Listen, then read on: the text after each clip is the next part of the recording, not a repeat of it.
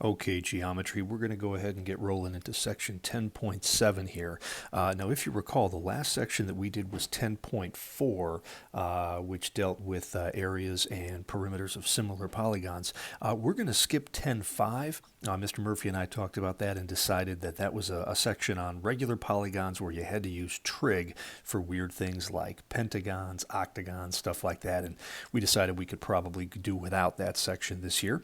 And then 10.6 was kind of a primer section right here on the concepts of circles. But we did 10.6 all the way back at the very beginning of chapter 12. So if anything we talk about today in 10.7 confuses you guys, you can go back and look up those notes that you should have from, way back in the day when we were actually in school together, and get a little reminder hopefully on that.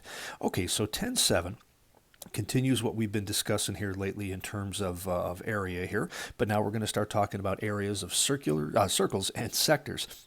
And these are going to be the first sections that we've talked about within this chapter right here that are not polygons that we are going to take the area of. Okay, so the formula for area of a circle isn't super complicated, everybody, and that formula is right here. That the area of a circle is given to you by pi times the radius of that circle squared. So the cool thing about it is that the only measurement you need to know about a circle in order to find anything about it at all, including its area, is its radius. And if you know that one radius, you simply square it and multiply it by pi, and that gets you the area of that circle. I'm going to talk for just a second here about where it is that that formula comes from. This is not something you need to know, but it's just kind of something that I find interesting. And what I like to do here is to think about taking a circle and cutting it up and basically making a pizza out of it.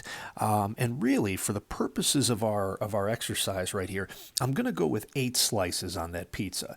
Now, really, if you did more slices than that, this would work out even more accurately, but I think 8 is a pretty decent number. And what I'm going to do is take one of those slices of pizza and just kind of draw it right down here. So we've got 2 radii, and then we have this little arc on the outside right here, this little curve. Okay, so that, everybody, is one of the slices of pizza. Now, if I've done this correctly right here, here's what should happen. Let's see if I can figure out how to do this, guys. What I'm going to do here is I'm going to clone that piece of pizza here and see if I can get all 8 of them and kind of lay them out in a row like this. So I would have 4 of them kind of pointed down. And now from here, let me take a look. If I pulled this guy over here and spun it 180 degrees so that this one is now pointing downward, all right, I could slide this pizza right in here in between those others. And obviously, since I just drew this badly by hand, it didn't work out perfectly, but that's kind of what that one looks like. And now, let me put... There we go, we're at 6, and there is 7, and here is our 8th slice of pizza. Okay, so this is the diagram that we're looking at right now, and what we can hopefully see is that this original circle that we had right over here, and then this goofy shape that we've just created, should have the exact same areas. Not these two, because I didn't draw them very well, but if this was one pizza, just rearranging the 8 slices really shouldn't have any impact on the area. And it's a stretch, everybody, but if you were to look at this, and you can kind of see here that if we looked at the overall shape that looks something like this, and then it's connected here on the bottom and here on the top with the crust of that pizza, it kind of looks like we're dealing with a parallelogram. And a formula that hopefully we remember from earlier in the chapter is that the area of a parallelogram is simply equal to its base times its height. Okay, well that gets really interesting right here, because if we think about this collection of pizza slices as a parallelogram, the height of that parallelogram would be measured maybe from right here straight down here. And if you take a look at that red segment that we just drew, it went from the point of one of the slices to kind of the middle. So basically what I just drew in red would be something that looks like this. And that, you may have realized, is a radius of the entire circle. So the height of this parallelogram is basically equal to r. Now the second thing, that's interesting is to talk about how long this base is right down here on the bottom. Well, if you look at what makes up that base, it's a bunch of arcs here, basically the crust of the pizza. And the base is made up of 1, 2, 3, and 4 of those arcs. The other 4 are right up here along the top. So the important thing here is no matter how many slices you cut your pizza up into, half of those slices are going to make up the base down here on the bottom. And if you think about the sum of all of those arcs on a circle, all 8 of them, that is going to be the circumference. All 8 of those arcs added together is going to get you that. So we know that the circumference of any circle is equal to 2 times pi times its radius. Well, what we have right down here isn't the full circumference, but it's half of that circumference. So if we took this expression right here, 2 pi r, and divided it by 2 to get half of the circumference, the 2's cancel, and we just get pi times r for the base of that parallelogram. So now let's keep running with this, guys. The area of this parallelogram is equal to its base, which we just said was pi times your radius, multiplied now by your height, which we said a moment ago was r. And that, everybody, is where the formula for area of a circle comes from. Pi times r can just be simplified into the nice expression of pi times radius squared. And there it is. There's an awful lot of students who go all the way through math, whether it's middle school, high school, and beyond, and know that the formula for area of a circle is pi times radius squared, but never understand where that formula comes from.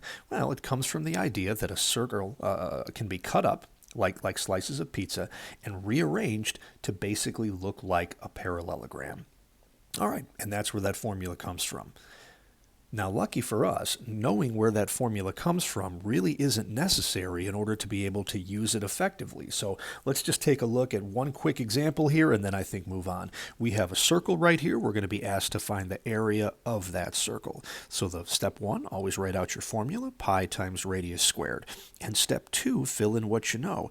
Well, again, guys, the great thing about a circle, unlike parallelograms, trapezoids, triangles, all the stuff that we've been dealing with so far in this chapter, there is only one thing that you need to know, and that's the radius of that circle, and that was given to us right here. So in step 2, fill in what you know, pi times a radius of 7, and I'm going to go ahead and include the units here just for fun one time, and we're going to square that. Now the answer isn't the hard part here. The 7 squared is going to get us a 49. We just like to tack the pi on at the end right there to get a 49 pi. But let's talk about units for just a second here, guys. The units we were dealing with for the radius are inches, and those inches are going to get squared to give us square inches for the area unit here for that circle. So 49 pi square inches is going to be our answer. And I want to have just a quick conversation with you guys about this. There are 2 formulas for circles that people goof up a lot when they haven't been dealing with them lately. And that's the formula for circumference and the formula for area. Now the formula for circumference is 2 times pi times your radius. And the formula for area is pi times the radius squared. And it's pretty easy to look at those 2 formulas and understand why somebody could confuse them. They both use a pi, they both use an r, and they both have a 2. It's just a question of which one goes where. But the important thing to think about, and frankly, I think you guys are old enough and smart enough now to be able to figure this out, is to think about units. If we were measuring something in our circle right here, let's just say in inches, all right, and that's the unit we were dealing with, a circumference is a distance around the outside of a circle. And a distance, if we were talking about inches here, a distance would just be measured in inches, whereas an area over here on the right would always be measured in square units, or in this case, square inches. So if you're not sure which of these 2 expressions here, 2 pi r or pi r squared, goes with which one of the 2 measurements, circumference or area, take a second and think about units. Most people can understand that area has to be measured here in square inches. And the only one of these 2 expressions that's going to get you square inches is the one that has a square in it. That's how you get the square inches, by taking the radius measured in inches and then squaring that. So if you're expecting square units, you've got to use the pi r squared formula. Inversely, if you're expecting linear units like inches, there is no square here. And that's a good way to remember the difference between the formulas for circumference and area. Okay, we was just going to do that one example with you guys here, but let's move on to the second thing we're going to talk about, the area of a sector. And the first thing we better figure out before we write down what this formula here is what a sector is. And so again, probably the easiest way to think about it right here, a sector is simply a slice of pizza. So if we were going to get one slice of pizza, we would locate the center of our circle, we would draw one radius, and then we would draw another radius going to a different point on the circle here. And what we just did, everybody, is similar to what we did in the exercise at the beginning of this section, is we just created one slice of pizza. It's basically made up of two radii, one on the top and one on the bottom, and then an arc over here on the outside. That's basically the crust of our pizza. So that yellow region right there is what we call a sector. And if we wanted to come up with the formula right here for area of a sector, this is going to be similar in concept here to how we came up with arc length back when we were measuring S for the length of an arc earlier on here, guys. So the area of a sector is part of the area of the entire circle. And the area of the entire circle we just talked about earlier is multiplying pi times the radius of the circle squared. So that expression right there gets you the area of the entire circle. But we don't want the entire circle. We only want a part of it. So we're going to multiply pi r squared times a fraction. And in terms of the fraction, the question is, how much of the circle do we really want? And we don't know the answer to that because it's going to depend on every individual problem. But if you guys recall from 10.6, this central angle right here, we usually used the Greek letter theta to denote that. And the measure of a central angle in degrees, theta, is the same as the measure of the arc that it cuts off. And that theta right there is the amount of the circle that we are interested in. So we're going to put a theta right up there, on top right there for the amount of the circle that we want. And the total amount of the circle is always going to be 360 degrees. And that's it, guys. That's the formula for area of a sector. The pi r squared tells us the area of the entire circle, and the theta over 360 is the fraction of the circle that we are interested in.